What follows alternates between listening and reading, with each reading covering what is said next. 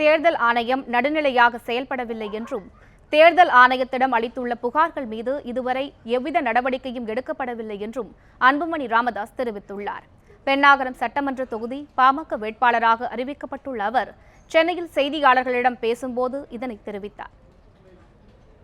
தேர்தல் ஆணையம் ஒன்றும் திருப்திகரமாக இல்லை. அவர்கிட்ட போய் எது கேட்டாலும் எங்களுக்கு அதிகாரம் கிடையாதுங்க, டெல்லிக்கு போகணும்னு சொன்னாங்க. பல புகார்கள் நாங்கள் கொடுத்திருக்கின்றோம். ஆனால் மீண்டும் போய் கேட்டால் இந்த புகாரெல்லாம் நாங்கள் டெல்லிக்கு அனுப்பிச்சி வச்சுருக்கோம், இன்னும் பதில் வரலன்னு சொல்லிட்டு வராங்க. ஒரு நடுநிலையாக செயல்படணும். அது மட்டும் இல்லை, இப்போ இருக்கின்ற அதிகாரிகள் 90 விழுக்காடு அதிகாரிகள் அதிமுகவுக்கு சாதகமாக செயல்பட்டு கொண்டிருக்கின்ற அதிகாரிகள்.